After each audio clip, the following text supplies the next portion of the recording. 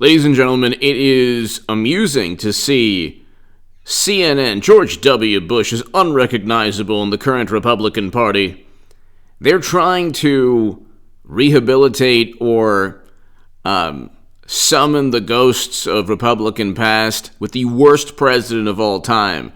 So this is George W. Bush is unrecognizable in today's Republican Party, and there's an article here that talks about, actually there was a segment where they're talking about how great and wonderful Bush was. He not only utilized, if you want to talk about today's orthodoxies, it was despicable at in any era to utilize a marriage amendment to prevent people from getting married. Okay? The Constitution shouldn't be utilized in that manner. So Bush ran on a marriage amendment, number one, which should have erased him from history, or at least in today's world, erases you from history. So he ran on prejudice in the form of a marriage amendment while he was during his second term. And that was Karl Rove's idea. And the wonderful Lincoln Project went along with it. Then, the most, horrendous decision-making in terms of foreign policy, he began an era of never-ending counterinsurgency quagmires. Never-ending conflict. And it's unbelievable how they utilized failed intelligence, WMD, and then it's interesting because you have liberal, wonderful, morally superior liberal Democrats saying, I opposed George W. Bush. Well, then why did you vote for Clinton and Biden? That makes you a hypocrite. How does that work? So basically, you only opposed them because they had an R next to their name. You only opposed Bush because he had an R next to his name.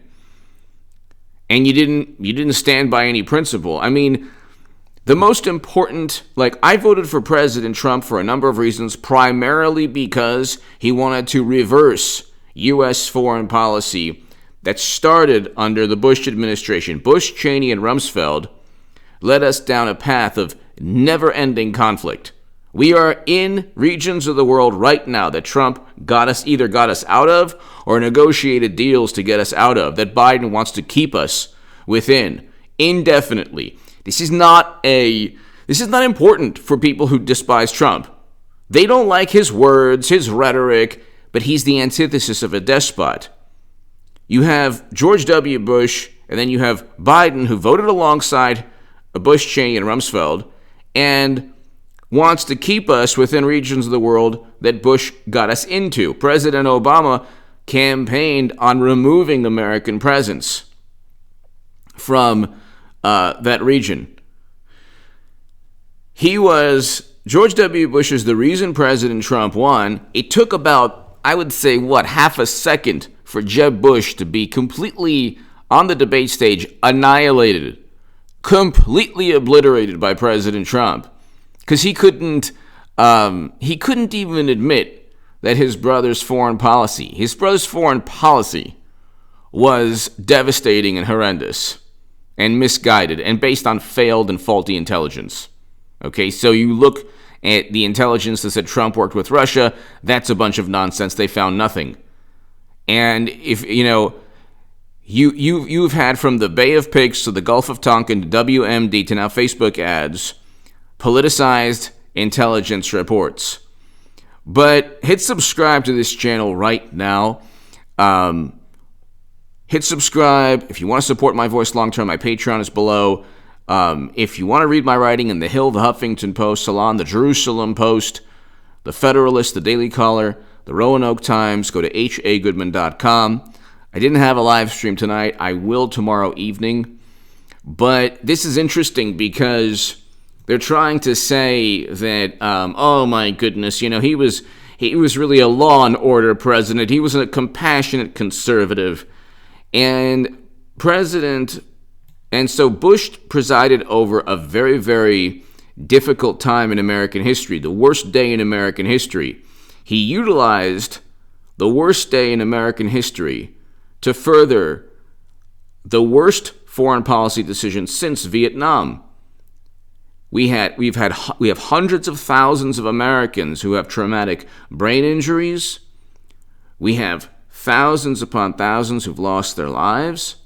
We have hundreds of thousands who have PTSD, and we have 1 million of the 2.5 million Americans who served, by one estimate, have an injury of some kind, have been injured in some way. 1 million of the 2.5 million Americans. He set us towards a course of never-ending military conflict. And President Obama said, okay, he campaigned on reversing Bush's foreign policy. Instead, what he did was he engaged in a failed NATO intervention. And that destroyed a country in Libya. So you look at Trump, what is it that this man did? What on earth? So if you want to talk about his second impeachment, why didn't they level charges at him? Why didn't the mayor of D.C. or the attorney general of D.C. level charges? Okay, because nobody's going to level charges in a court of law, but they're going to say it's all his fault. You look, they say, oh, he worked with Russia, he divided the country. You're never going to have a Republican get the popular vote again. Never. And with the media coverage, like media back in the early 2000s gravitated towards, so did the intelligence agencies, gravitated towards the Bush administration. Dan Rather lost his job because of a news story that wasn't accurate. How many people in the Washington Post lost their job for fabricating quotes? They literally made up and created quotes and attributed them to President Trump. How many people at The Atlantic lost their job for just fabricating a quote attributed to Trump, saying that he disparaged fallen Americans, which was obviously nonsense and despicable fabrication. Why? Because he's trying to actually bring Americans back home to their sons, their daughters, their husbands, their wives, their fathers, their mothers, their friends, their family. That's the biggest dilemma we face as a country, even though you don't hear about it. It's Americans that are still stationed in places of the world where they're utilized as chess pieces. The first thing a wonderful, morally superior liberal will tell you is they'll say, well, if we leave, then what happens? Like, well, that's not what American troops are there to do. You don't send people as a chess piece and say, well, if we remove that chess piece, then others will go at it. That's not what any military should do. And not only that, inadvertently, we created more obstacles, more problems because of Bush's. We are still, throughout the world, Bush's foreign policy has led to more suffering, sorrow, lives lost in this country, but also definitely, especially in that region of the world. You can look at all the groups that sprouted up from Bush's initial decision that they utilized in the AUMF. President Obama utilized the AUMF, saying, "Hey, those other groups that were formed, you can link them back to the group that we first we first went after." And so Daniel Bolger wrote a book, "Why We Lost," Army general, and he explained the United States should utilize its resources for quick, decisive victory, not for prolonged and protracted counterinsurgency quagmires where we have to patrol streets and that type of thing. And, not to mention, Bush, at the end of his tenure, with the financial collapse that was linked to some of his policies, and then President Obama's big success was bailing out banks, but we're not that much. We're not really protected from what President Obama did from yet another fallout in that manner.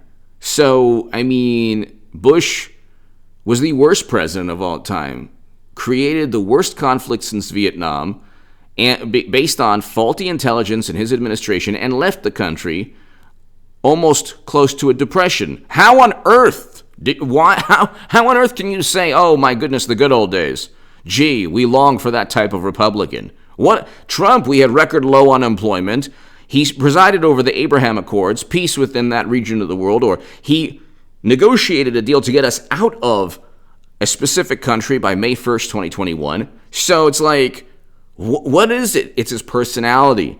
And media did not do to Trump what they did to Bush, which was basically gravitate towards Bush and prop his administration up. That media will never again do that to a Republican. So give me your thoughts below. And when CNN longs for Bush, there's an ulterior motive there. Give me your thoughts. Thank you so very much.